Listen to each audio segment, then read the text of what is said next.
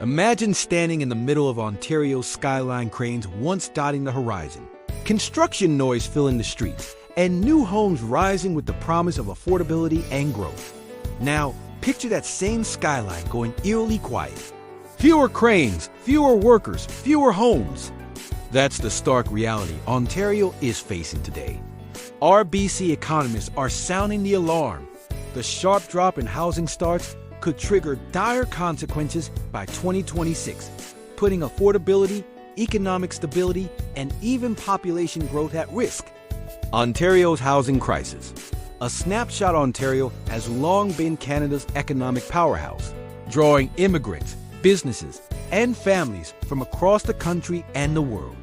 But in recent years, housing supply has failed to keep pace with skyrocketing demand.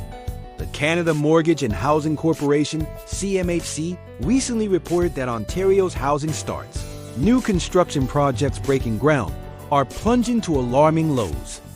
RBC's latest analysis highlights that if the current trend continues, Ontario will enter 2026 with a dangerous shortage of homes, compounding affordability challenges for middle-class families, renters, and first-time buyers.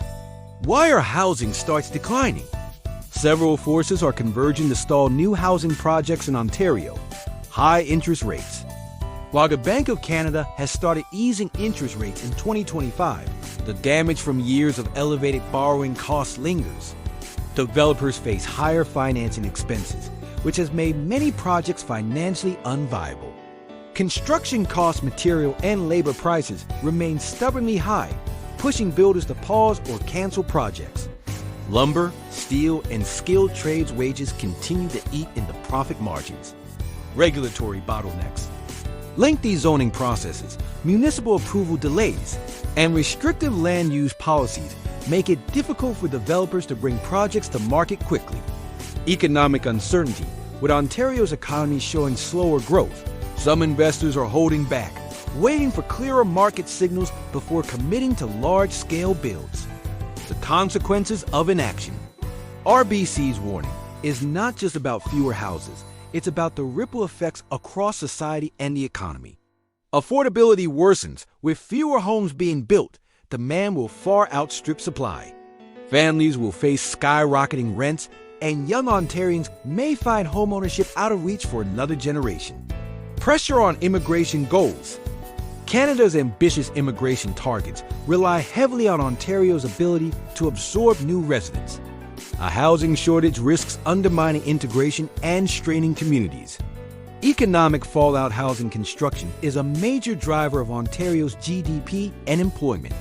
A sustained decline in starts could dampen growth and reduce jobs in construction, real estate, and related industries.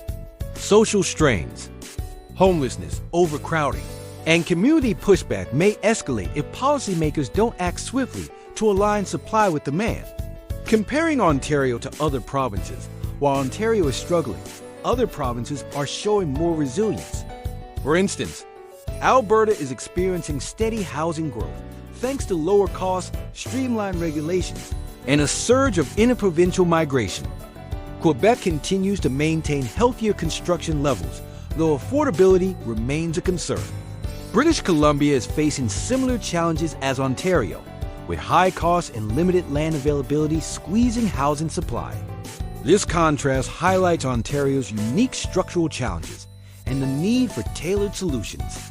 What RBC suggests: RBC's economists have outlined steps Ontario must take to avoid the looming crisis. Accelerate approvals. Municipalities need to fast-track permits and reduce red tape for developers.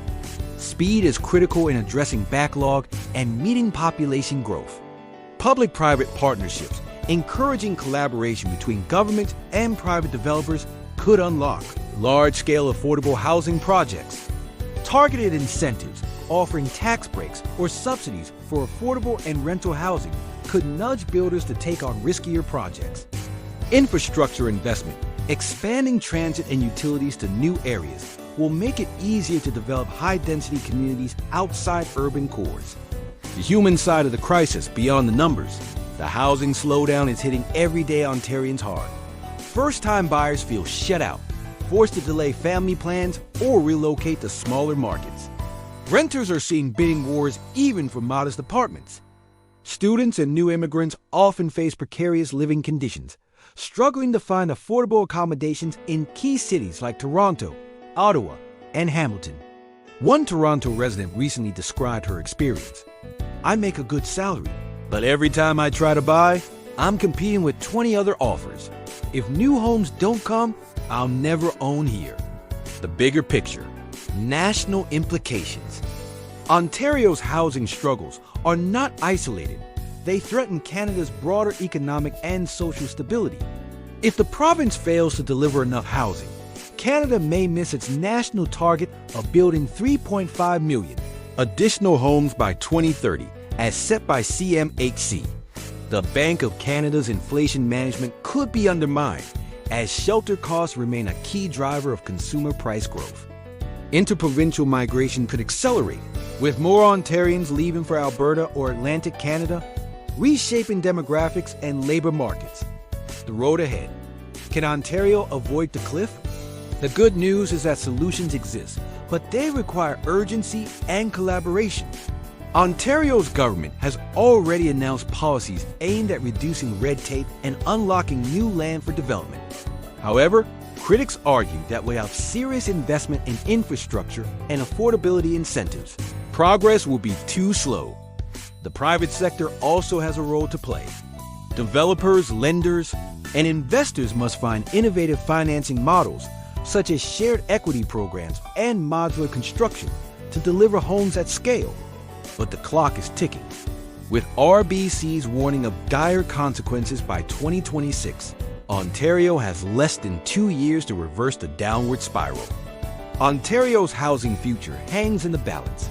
The plunging number of housing starts is more than a statistic. It's a warning bell for policymakers, builders, and citizens alike. Without bold action, Ontario risks deeper affordability crises, stalled growth, and mounting social pressures. But crises also create opportunities.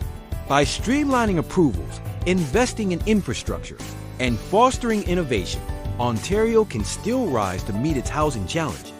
What do you think?